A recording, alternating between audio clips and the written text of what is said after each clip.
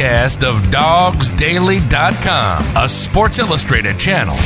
Gets to the edge. Sonny Michel will send the Dogs home to the championship game. If you're looking for the latest Georgia Bulldog news in football, basketball, baseball, and recruiting, then you're in the right place. Anthony Edwards with the jam. Are you kidding me? Hosted by Dogs Daily writers Jeremiah Stoddard, Kyle Funderburk, and Jonathan Williams. Here's a pitch. Hit high out into right center with some carry. It's got a chance. This ball is out of here. Tucker Bradley has won it.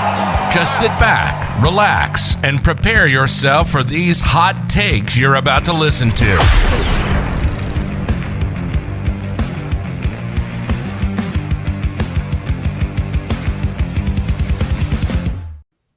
All right, welcome back to another episode of Classic City Sports. For a quick pop-up episode for you, we had planned to have JJ Frazier on to talk about the Mike White hire and what he might be able to do with Georgia in the next coming years, we'll say. Unfortunately, JJ is still in Italy and on the road right now playing basketball, so he was trying to get connected in the hotel internet and everything and having a lot of trouble there, so we aren't going to be able to get him in right now. So what we are going to do is we're working on another date. Hopefully this next week is what we're trying to do when he's back at his house and not on the road anymore. Have him come on the show so we can give you that episode. But we came into the studio. We've been talking about putting an episode on for you guys today, so we figured we would still throw something together real quick. So it's kind of shooting from the hip this afternoon with that being said. So what we are going to do is we're going to talk about, Mike White a little bit, and can he get Georgia dancing again? With March Madness going on right now, there is a lot of talk around tournament play. That's been the huge thing that everyone wanted from Tom Crean, especially where Georgia was prior to him coming in. So that's kind of what you expect. So the question is, can Mike White take Georgia dancing again in the next couple of years from where Georgia's at right now? We're going to throw in a new or just a King of the Hill topic off the whim as well. As you can see, we're both wearing something Braves related today. So we will talk a little bit about Freddie Freeman and the King of the Hill topic today. Who's in the wrong? That's going to be the question mark around Freddie Freeman. Who is in the wrong? Freddie Freeman, his agent, the Braves, Chipper Jones, whoever you want to call. I don't know. We'll say we're going to go down that road and see who's in the wrong with it. But that'll be what we bring you today. Not going to be a super long episode if that's the case, but we wanted to give you something. So, Jonathan, let's kick off the conversation about Mike White and if he can take Georgia dancing again. I think he absolutely can do that for UGA. I think that's why you absolutely hire him. That's because that's what Tom Crean was not able to do at UGA. That's what you hired Crean to do. But inevitably, he was not able to get the mission done in Athens. But Mike White brings a lot of tournament experience. And I know people have been saying, well, Tom Crean did as well. Tom Crean brought Final Four experience with him to Athens, but yet he didn't get the job done. But also, I think the difference is with Mike White. One, he's done it in the SEC. And This is a guy also that was very local to the state of Georgia. He's at the University of Florida. So he's a guy that recruited the state of Georgia kids to come and play. And that was a big thing for us and a lot of people in regards to who UGA needed to hire coming into this new phase of UGA basketball. And Mike White is very familiar with that. In fact, he said that the first thing he wants to be able to do is establish a recruiting presence in the state of Georgia and recruit local kids, because those are the people that you're going to be able to build your roster up with. But I think he absolutely can get UGA dancing again. Actually, during his tenure at Florida, he had the most tournament appearances and tournament wins other than Kentucky, and he actually had the most wins in the SEC during his time at Florida. The only person ahead of him was John Calipari as well. So while he didn't win as much as Florida fans and the Florida University wanted him to, he was still winning a lot of games and he was still having success. And I'll tell you what, if he can get UGA just in the tournament regularly, that'll be plenty enough, in my opinion, for Georgia, especially where it is now. If you can get him back to that point, he'll be fine at UGA. And I think he absolutely can do that. Absolutely. And I mean, all six of his seasons at Florida, he made it to at least the NIT tournament. The first year was when he went to the NIT tournament. The next 5 years, he was in the NCAA tournament, which one of them was canceled. So you don't know how he performed in that. Maybe they had a good team. Maybe they would have been a first round exit. No way to know, but he was in the actual NCAA Division I tournament. all 5 of those seasons there. So it is hopeful. I know a lot of Florida fans were talking about ready for him to go. They weren't super happy with him.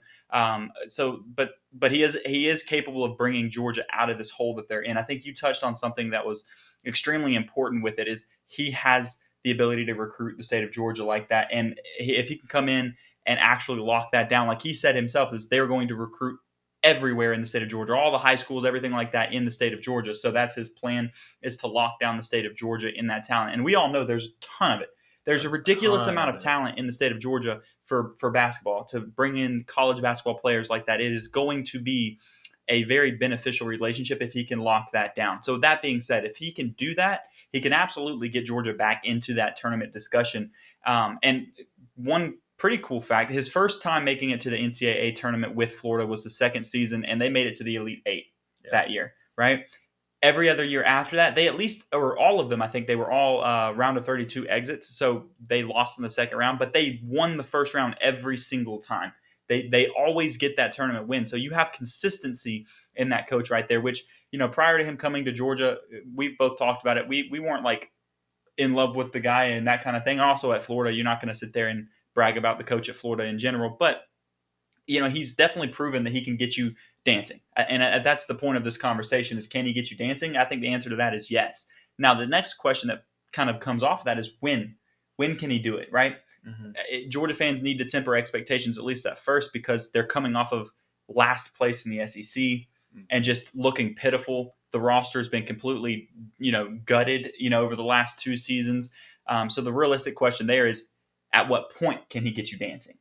I think with the transfer portal now, I think you should be able to you should really be able to get things rolling by your second year. Maybe not your first year, because the roster's in pretty tough shape right now. You're going to have to do a lot of things to at least keep some guys that are on your roster now, if White wants to even keep those guys.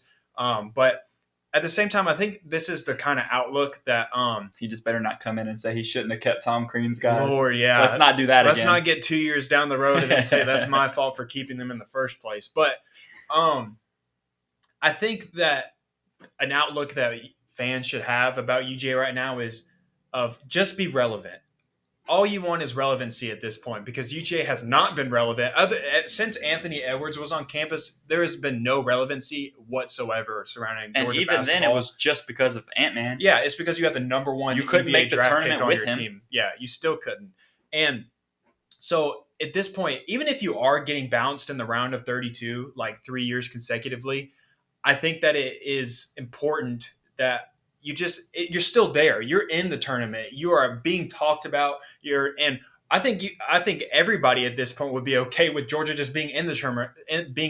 At least when you are filling out your bracket, you'll be able to at least kind of have that second thought of like, man, should I put UGA in the Sweet 16? Do I put him in the Elite Eight? I can at least in my head have a bracket that has UGA in the championship game. That's at least a thought, and that is at least something you can do. Whereas for the last 4 or 5 years, you have not been able to do that at all. It hasn't even been remotely thought of, hasn't even came close. You're getting bounced in the first round of the SEC tournament instead. So I think that's the mindset that everybody needs to have, is that just be relevant. And I think Mike White is a great guy to get UGA relevant again in basketball. Absolutely. He's definitely somebody that can get you relevant again in basketball. Although this is a good comment I'll say as well. I'll put it on the screen real quick. UGA women's basketball, it's got you going, man. Yeah. Johnny Taylor has done a fantastic job at UGA in her time there. And she's got you dancing, and she's got you in the second round right now. They just beat Dayton yesterday. Was it yesterday? Yep. They advanced themselves as well. So you still got that. So Georgia basketball can be good again, right? Like it can get there again. And I think, like you said, it's about becoming relevant again. If you get them where you can start showing in the next couple of seasons. I say next year, I wouldn't bank on them getting to, the NCAA tournament. And maybe he could surprise you, like you said, with the way the transfer portal and stuff works now.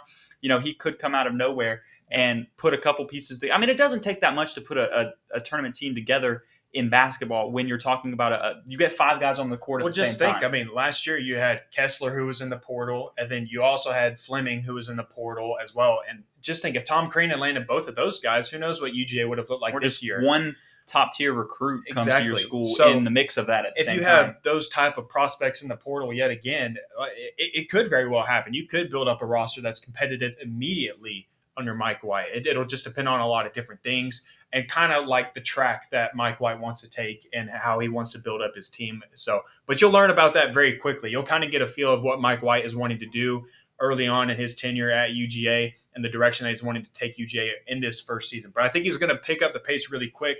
I think just hiring him in general picks up a good bit of momentum. I think it brings some attention to UGA, because I think hiring Mike White tells people we're serious about this. We are trying to make UGA a legit basketball team. We want to be relevant in this area of our sports. And because think about it, softball is relevant, baseball is relevant, football is relevant. You have everything right now except basketball, it seems like. Even tennis and swimming and track. I mean, even tennis wins national championships. Even equestrian. I was about to say the equestrian. You have team everybody wins national championships except men's basketball right now. It's just that one missing piece. That's it.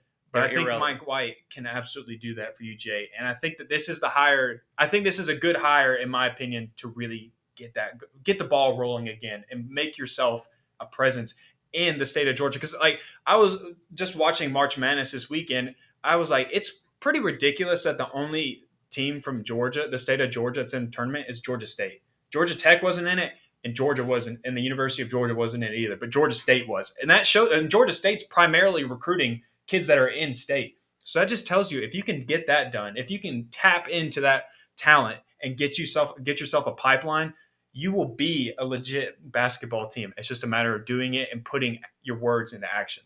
Well, I'm going to put this on the table here as well. So it's not even just the coach coming in that you're going to need to be able to make your team relevant again. If the athletic department wants Georgia basketball to be relevant again, they've got to get some money into that program one way or another, whether it's from like the school directly or if it's coming through boosters, whatever it is. That's what you're going to have. I understand that Georgia has become that football school. They've been the football school for a while, like especially now that they have that national championship under their belt in recent history. They are definitely the quote unquote football type school. Yep. I get that. And you're not going to want to pull money away from that program and fund the basketball program that way. What you need to do is you need to find those boosters that are going to be willing to directly put money into the basketball program yourself. In the day and age where NIL is a huge thing, that relates to basketball as well. That's not just football. So you need somebody that's going to be able to put money together for you in order to put, those NIL deals, those funding, make your facilities look. Although I think the Stegman Coliseum on the inside isn't like terrible. It looks nice. It's a little old. I mean, I know that it could probably use a little bit of a revamp, but it doesn't look terrible. I don't know what the locker rooms and stuff look like. I can't answer that. We'll ask JJ that question when he comes on this week, maybe. But you got to put a little bit of money into the program that way, one way or another. That's going to be what makes you more relevant as well. You can't just expect the coach to come in there with no support from the athletic department. Kirby gets insane support from the athletic department. Josh Brooks probably gives him whatever he wants right now because he's proving what he can do. You got to give a basketball coach the same type of, leash. Give them a little bit longer of a leash to see what they can do and give them that money, or some type of funding up front a little bit to see if they can't get it going. And then you decide from there if it's going to be worth keep doing or not. Or just acknowledge you're not going to have a basketball program that's relevant and then go on. Okay with it. But if you want it to be relevant, you got to put the money into it. Put your money where your mouth is at that point. If you're wanting UGA to be a contender and you're wanting them to be one of those top 25 teams every year, then you gotta start fueling something into it, because the head coach can only do so much. But you got to have that assistance with it of putting in some more draw to your university, having the bells and whistles along with it. It's a coach can only do so much by going up to a kid and saying, like, this is what I'm building at my school. This is what I want you to come do for my team. And this is what we're trying to achieve. But when you get him on campus and he's like, well, shoot, Georgia Tech had a way nicer stadium than this, and they gave me this and that, and their locker room was this and that. Whereas here, I don't get that. So those things matter. It does. So while it might seem minuscule to you, those things definitely matter when a player is choosing where they want to go play, because everybody likes a little flash with their game, and they like having those nice things, and they like being able to have all of those fancy things along with what they're doing in the sport that they play. So because there's enough teams out there that have that. Yeah. That's the problem. If you're talking about top recruits, top players and stuff like that, the prospects or transfer portal destinations kind of thing, there's plenty of schools out there that have all of the nice workout rooms, all the facilities, the phenomenal gym, and all of that kind of stuff, the locker rooms, all that stuff that goes with it. There's plenty of schools out there that have it. And if you're talking about a top tier school, or a top tier player, then you need to have some of that stuff, or just an extremely good program to go along with it. One or the other. Right now, Georgia doesn't have either of them, so they got to figure out a way to do one or the other. The easiest way to get it started to help that side of it is to put some money into your program to actually build up your facilities and everything like that. That's what you're going to have to do, because if you don't, you're just going to stay in the same boat that you've been for a long time. Now, I think the coach alone can get you back to a tournament. Yeah. And maybe that's what they need first. Maybe that's how it'll happen. Maybe you'll see Mike White come in here in a year 2 or 3. They're in the NCAA. You got to put up a product that shows it's worth investing in first. You can't just you got to put it. You got to put something down on paper that is like, I'm showing you my product and I'm showing you that I'm worth putting money into. You just got to get to that point first. So I think time will tell with that situation as well, and hopefully that will come along with it. But one program that is not struggling right now, and like I said, we're not going to get too much into the Mike White hire because we were supposed to have JJ on, like we said, but we're going to have to postpone that to later this week. So we want to save a majority of that conversation with JJ because he's got the insight. He's got the insight. He's more knowledgeable about it, and he's someone that played at the university, so he's going to have a lot more information and a lot more input on this than say me or Jeremiah. And for the sake of not being too redundant on the channel as well, we want to keep the content fresh. So that's what we're going to do right now. Is we're going to switch it over to some baseball. Actually, within the last 30 minutes, you and I were keeping up with it while we were trying to figure things out. If maybe JJ was going to be able to hop on with us. Georgia was going up against, I think, ranked 25 or 23 Mississippi State in their second game of the series this weekend. Georgia took the game yesterday. Jonathan Cannon pitched an absolute gem. 11-0 too. 8 innings, 9 strikeouts, 0 runs, 0 walks. Man, that kid is good. You got Emerson Hancock and Cole Wilcox in the league right now, and you're about to put in another stud. But today, UGA scraped by with a win. I mean, I think it was 23 total runs scored in this game. I mean, it was just back and forth. 23. 12-11. Georgia was up by 4 in the 7th inning, and then Mississippi State hits a grand slam to tie it. UGA goes up again in the 8th inning with a Corey Collins home run, and then Mississippi State ties it back up in the top of the 9th. And then the Dogs were able to walk it off from Cole Tate, who was in that. It was Cole Tate set up by – all right, so Chaney got on first, and then it was set up with a Josh McAllister, shout out Josh McAllister, bunt to put the runner on second base in scoring position, and then Cole Tate comes up, puts a line drive right over the shortstop's head into the gap. Into left center field, and all of a sudden you get a nice little walk-off win and your first series victory in SEC play, in your first series of SEC play. Yep. So that's a great way to start that season off as well. And a great bounce back from the Georgia Tech series. They kind of struggled there. Cannon didn't exactly have the best of his games when he played and when he was on the mound against them.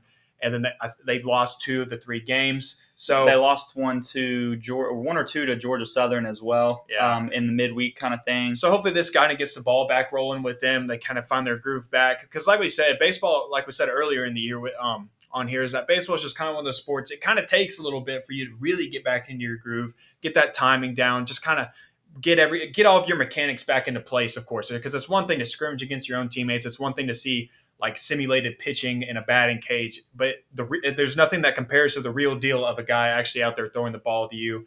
So and the setting, it's the environment too. Everything it's the pressure, the extra pressure. When you're in a batting cage or you're on the field going up against one of your guys on the mound in a simulated game or something like that, you don't have the fans, you don't have the environment, you don't have that pressure like you said, and it's just different. So it takes a little bit of time to. Baseball's one of those sports. You're not going to other stadiums. You're not doing anything of that. So. Baseball's one of those sports that you got to get comfortable at the plate, and you'll go on a run, a nice little run or something like that. But it might take you a little bit to get warmed up in that. So. It'll be interesting to see what they can do this year. I know we're excited to see that as well. Probably would like to see a little bit more out of your bullpen and your pitching staff today. Giving up 11 runs is a lot. But on the offensive side of it, considering yesterday they scored 11, today they scored 12. There's no issues there right now. They're hitting well. They're hitting well. So you just got to, if you can get that, I didn't pay attention to the early part of the game. We were looking at the back half of it because we were moving around trying to get stuff done today. And I was watching that Baylor versus UNC game this afternoon. That was absolutely insane if you watch that. But you would like to see a little bit out of your other starters and your bullpen guys outside of Jonathan Cannon, right? Yeah. If you're going to make a tournament run on baseball, you need more than one starter that can take you 6 innings or something. You need at least 2 that can really, really lock down the first couple games of whatever series and stuff you're playing, and then you can kind of go bullpen or other things afterwards. But there's once again, that's the same kind of thing though. On the mound, you sometimes it takes you a little bit to get in your groove. Mm-hmm. You might struggle at the beginning of the season. By the end of the season, you could be lights out. So you got to give them a little bit of a break and credit to get things rolling. First SEC games out of the way. You know, they got one more tomorrow for the series finale. Maybe they get that sweep. If not, they still win the series at minimum. Yep. So, hopefully, I think that they have a really solid team. I don't know necessarily how they'll fare necessarily in a postseason setting because the SEC is loaded with baseball talent this year. There's tons of really has good, been for years. Man, I mean, there's just talent across the board. So it's a really competitive conference in regards to baseball.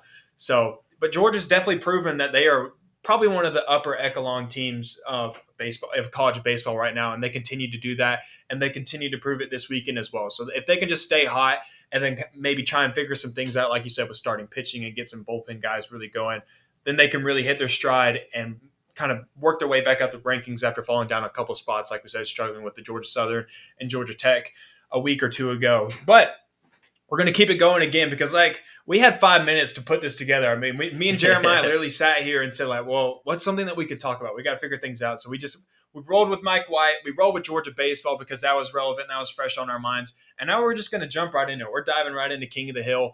And we're talking about Freddie Freeman because that was the big talking point. And we already got the comments rolling about. We're going to get one. I'm going to go ahead and put this up before we even get to it because I agree with this statement at the end of it too. Speaking of the bullpen, I'm still shocked about the Kenley Jansen signing. AA is going to have a statue. Yeah. Yes. Screw the Freddie statue. We need a statue for Alex Anthopoulos. And he's not only proven that he's probably one of the best GMs in baseball, we're talking about best GMs in all of sports ever. I mean, unreal. It is unreal. No reason to doubt the guy. After last summer to now, like in the Freddie situation that we're going to start discussing, which I guess we're kind of hinting which way we're going to go here in a minute. Yes, we're getting into it right now. Jump into it. We're right trying now. And King of the Hill is coming. King of the Hill. It's right now. We're jumping. Like I said, we're jumping right into it. And Dean, you're gonna love this one actually because it is baseball related. It is Braves related, where your heart and soul rests. And who is in the wrong, Jeremiah, with the Freddie Freeman situation? There's been a lot of speculation of Freddie's agent was in the wrong. Freddie Freeman was in the wrong. Alex Anthopoulos was in the wrong for handling the situation differently, and maybe he didn't include Freddie Freeman in the talks of a new contract. So far people have said that he's only contacted him twice since then. So maybe Anthopoulos wasn't exactly straightforward with Freddie on how they wanted to do things. So who do you think was in the wrong? Dean's letting the takes fly in the comments already, as he always does. But what is your opinion on the situation? All right, so my opinion is who's in the wrong is Freddie's camp. I'm not going to directly say Freddie. He played plenty of his own issues into it, I think, as well. But it's definitely Freddie's camp. And when I say Freddie's camp, it's a combination of Freddie Freeman and his agent. Those are the two that I think had the biggest issues with the whole situation. Just because as everything continues to come out, as more information we're learning from, there was that article on ESPN Plus that I read yesterday that broke down everything. It had Chipper Jones talking in there. Essentially, I put it, the first part, we're going to talk about Freddie Freeman, right? Yeah. So the first part is on Freddie Freeman because he was being offered contract stuff throughout last season. Yeah. Don't let that be lost. In the conversation of the Braves only reached out to him twice in the offseason. First of all, they had a contract offer last year, and around the All-Star break, there was a contract offer for 5 years, $135 million. He turned down. Mm-hmm. The table was, and it was a standing offer. So what that tells me is Freddie and his agent decided that they didn't want to continue the conversation in the season. They shut it down in mid-season, which if that's the case, that's fine. Like you can do that, but then you can't come back to like Alex Anthopoulos and say that they weren't trying to get you signed because they tried to get you signed before that season ended, before you went to a World Series and won it and everything like that. This was something they were trying to get done prior. Chipper Jones told Freddie Freeman in August, if you go out and experience free agency, he said, you're playing a dangerous game by turning down the contract and trying to see how this goes out. You're playing a dangerous game. If you go into free agency and you start getting courted by all these big market teams, aka the Dodgers, the Yankees, that kind of team, you're not coming back to Atlanta. That's what he told him. And he said it himself on 3 different platforms that I've seen so far, one being 680 The Fan and ESPN and all that kind of stuff. He has made these comments. So Freddie was warned by somebody that was in the organization, played there for decades, 2 decades, somebody that's connected to management right now. He knows the exact situation that Freddie is in too. Like He's been there. He's been there. And he told Freddie that if you want to play for the Braves, you should be willing to maybe take a little bit less money than you think you could get out of those other teams and stuff like that, because there is something to be said about the comfort in the staff and the place that you want to be and the happiness that comes along with it, that if that's the case, you should be willing to sacrifice a little bit on your end to make that happen. He said the grass ain't always greener, buddy. Grass ain't always greener. And it's not always greener. You're now going to a huge market, which is fine. Like, and at the end of the day, you're willing to, you're fine doing that. But say that's what you want to do. Yeah. In my head, if that's what you think you're going to go get, then you should be going out there to do that, right? So I put the first part on Freddie because he didn't take the advice of his big brother in the organization, who even Chipper said during this whole situation, he felt like he lost a little brother in this situation, is what it felt like when Freddie we're Freeman talking left. about the guy that got on his four-wheeler and got Freddie from the whole traffic stop when the snowpocalypse hit Georgia. We're talking about the guy that got on his four-wheeler, went and picked him up and took him home. That's the type of connection that these two had. So, yes, they were really good friends, and Chipper was just being a good friend and being honest with him. He was. That's where my issue started really settling in with Freddie. Like, I think with the contract things and stuff, my issues rested with the agent. Yes, that was the second part of where. But then after that, it was the comments that Freddie made of, man, I really didn't see it coming. I didn't think that they were really going to let me walk. And then also saying, like, Freddie's dad was like, man, I was so surprised. I was caught off guard. I didn't think that the Braves would actually let Freddie Freeman play anywhere else. And to say that when someone asked him, oh, did you see AA's tears when they were interviewing him about the trade? And he's like, yeah, I saw them, and I'll leave it at that. That's where it bothered me, because Chipper is out here saying, I told you exactly what was going to happen. I told you that if you start testing the waters, AA has a job to do, and he has to put the best team that he possibly can, whether it's with you or without you. And so when AA said, here's our deal, what do you think? And you rejected it, or your agent rejected it and said, no, we can't accept that. At that point, AA had a job to do. He had to put together a team that was going to contend for another World Series.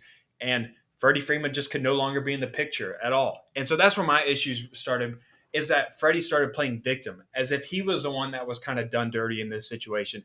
Which is what brings me to the next part of it, though, right? Like him saying that brings me to where the agent goes into where I have the problem with the agent, right? Yeah. Because it almost makes me think that he wasn't included in those conversations enough to know. Because the stuff that we're seeing come out now, the agent was trying to play hardball with Alex Anthopoulos and the Braves, and literally came to them and said, all right, you've got two options. 5 years, 150 or whatever it was. I think it was like 150, something like that on 5 years, or 6 years, 165 or something in that range is what he came to. He said, you have an hour to answer. And then basically in the same article and stuff that breaks all of this stuff down, it comes out to say that at that point, Anthopoulos said, can't do those two deals. And, obviously told them what they could do, that kind of thing. And then it was discussed that they weren't going to be able to get a deal done between those two. That was like earlier on in the week. That wasn't right before they made a deal with Olsen and everything like that. So that means if what Freddie is saying is true, and he's saying that he was caught off guard, didn't know, and that kind of thing, right? That means his agent didn't tell him. Yeah, all right, so 5 years, 165, or 6 years, 175. Thank you, Zach. That's what they were, and that's too high.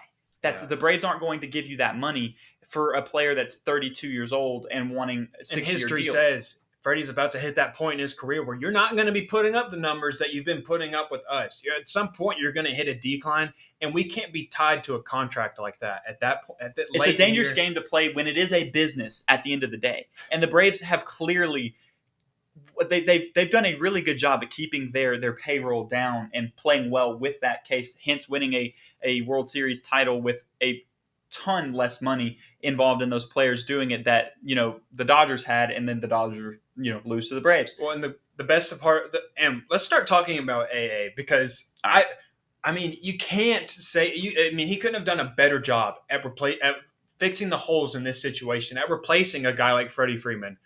You replace a guy that was the base of Freddie Freeman. Dean is hot in these comments. Freddie Freeman. That might stick, honestly. You might start seeing that one stick. I kind of like that one too. You replaced a franchise player, a guy that's been with you since the beginning, since the rebuild process. He's been through it all with you. And you go and get a guy you go and get Matt Olson. Not only is he younger than Freddie Freeman, he's from the state of Georgia. He played at Parkview High School right down the road from the Atlanta Stadium. And on top of that, he grew up a Braves fan, he went to games at Turner Field. He said he watched guys like Tom Glavine, Greg Maddux pitch. And that was the environment that he grew up in. He's also a UGA fan also. I think that's the type of guy that you want as the face of your franchise. Someone that loves Braves country, someone that can relate to the fans, someone who knows what it means to love this organization. And so, somebody that one is, I think, 5 years, because Freddie Freeman is 32. I think he's 32. I know he's 5 years younger, I believe. All right, so so Olson is 27 and Freddie Freeman is 32. So you've got that in all of that, right? So then you've got to look at you giving him an 8-year deal. By the time it's over with, he'll be 3 years older than Freddie is right now, and that contract will be over. Freddie Freeman just made $22 million this past year. This Olson deal, he will not make more than $22 million in any of those years, and that's the high side. In the first couple of seasons, he makes a little bit less, and then it goes up to $22 million in the last 5 seasons or whatever. It stays consistent, I think, in the last 5 seasons. So you're getting him at a cheaper cost. You have a younger player who outperformed Freddie Freeman statistically last year. I think he hit 39 home runs, 110 RBIs or something, which was about 20 RBIs more. Got 2 Gold Gloves, I think, already. 2 Gold Gloves already at his age at 27. And as a guy that's willing to commit to the organization for 8 years at less money overall. The whole contract is what, 160, was it 163, 168, somewhere in that range. And if somebody's listening and wants to correct on that, they can. It's in that mid 160 million range for that 8-year deal, which is what Freddie was trying to get them to give him for 5-6 years. And also, AA took the money. So Freddie Freeman got signed for $8 million more, I believe it was, than what Atlanta's paying Matt Olson now. And he took that money and he re-signed Eddie Rosario, the hero of the NLCS. He brings him back. Yeah, the Super Rosario. Shirt. That's the shirt that I'm wearing. The hero of the NLCS. Another trade deadline acquisition by AA.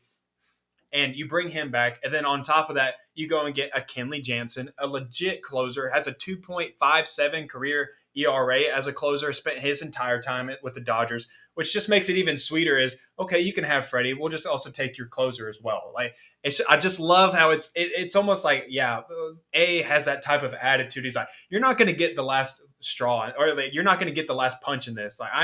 And Chipper literally told Freddie Freeman that if you try to play hardball with the Braves, AA has a job to do. Yeah. And he will move on. He will call your bluff and he will move on. And the other side to it, where I'm going to connect back to the issue that I have with the agent on there. So we're talking, the Braves had offered him in that same article, I think it was 5 years, about 140 and some change maybe in there is what they had offered him, right? Well, the deal that he got with LA, one, you're in LA, you have a higher tax rate and everything like that. So you're going to get less of it from that alone, right? Yeah.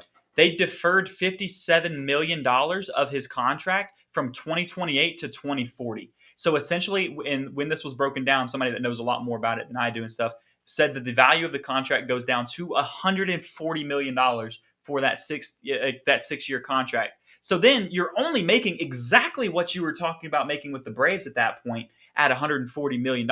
You're playing an extra year to do that. So now you can't get that. You could have played 5, then maybe got a 1-year deal somewhere else if you're still playing well and doing it that way. You could have made more money at that point.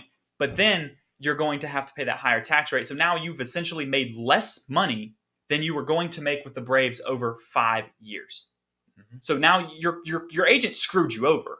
If it was about that 6 year and the extra money, you actually got less for the longer contract of it. And honestly, on the Freddie side, if that 6th year, if you weren't going to take a deal that did not include a 6th year, that means you weren't willing to bet on yourself. And that means you don't think you're going to be able to play after 5 seasons, or somebody else isn't going to give you that money 5 years from now. That's what that tells me too. And I think it just always boils down to this statement of, if he wanted to be a Brave, he would be a Brave right now. I think that's really what it just all comes down to, is that if Freddie Freeman really wanted to be in Atlanta right now, he would still be wearing a Braves uniform and he would still be playing first base for the Atlanta Braves right now in spring training. But at the end of the day, that's just not how it went.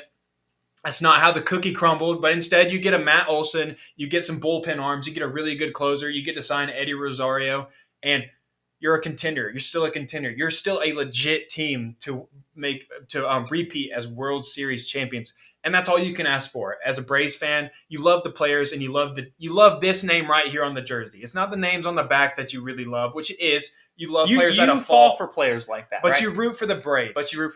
Absolutely. You don't quit rooting for the Braves because Freddie Freeman is no longer in the picture. You just root for the guy that's next up, and that's Matt Olson. And fans already love him. Just as there was tons of Oakland fans that are like, man, you guys are really going to love Olson. We fell in love with him quickly, and that's already happening with him as well. They felt gutted by him leaving. Yeah, they felt the same way we did with Freddie leaving at first.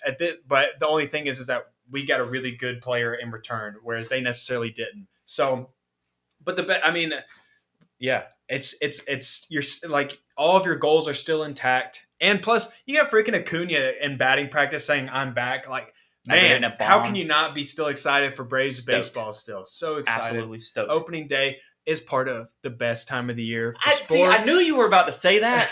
If you don't go on somewhere, I swear. The best weekend in the entire year just concluded because it's March Madness weekend and it's games from 12 to 12, and now you're about to get opening day in the Masters. So again, I rest my case there as well. But yeah, it's going to be great to have Acuna back in the Braves jersey, pimping home runs back in outfield soon. I think Snitker said that he's going to be able to DH is what they're hoping by April 21st, and then playing in the outfield by May 21st. So that just kind of gives you a rough timetable when he's going to return. Maybe Mike Soroka returns soon. It'll be interesting to see how they deal with his second Achilles. You got to be careful with his Achilles. Really got to be careful because as me and Dean were talking at home, we were like, man, if you tear it again, you're done pretty much.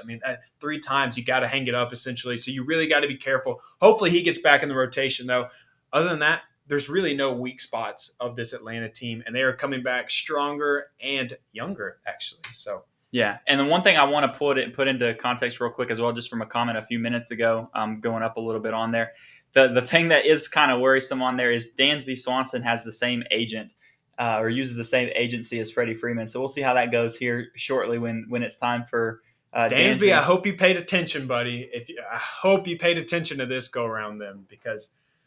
Talk to your big brother in the organization, Chipper, and listen to him, and then pay attention to what just happened to Freddie in the situation, and go from there. So that'll be the last thing. And I know all of the stuff that came out about Freddie Freeman feeling gutted and all of like the emotional side of his side of that, he was so caught off guard. They didn't let him know, and he didn't. Why didn't they tell me about Olsen and stuff like that? Well, if you wanted to be a Brave, you could be a Brave right now, and that's the end of that discussion. Quite honestly. And yeah, Dansby is from Atlanta, so you expect him to stay. But at the same time, I think a lot of Braves fans expected Freddie Freeman to stay as well. And so we'll see. And Dansby actually was one that said he's proved if he sees something nicer on the market, and you won't work with him, he's going to go get it. And the last thing to comment on too about the comment that Freddie made about them only reaching out to him twice during it, they reached out to him right before the lockout began. And they reached out to him immediately after the lockout began. When in that time they're not allowed to make contract negotiations with you during that time. Yeah. That gap where they weren't contacting you, they're not allowed to make contract negotiations during that time. Yeah, Chipper Jones could have talked to you as a person, and I'm sure he did. That's the thing. I'm sure the people that you were close to talked to you in the different ways as well. Like Freddie Freeman wasn't just completely shut out by that. But yeah, they couldn't make contract offers to you during that lockout. It doesn't work that way. That's the whole point of the lockout. Yep.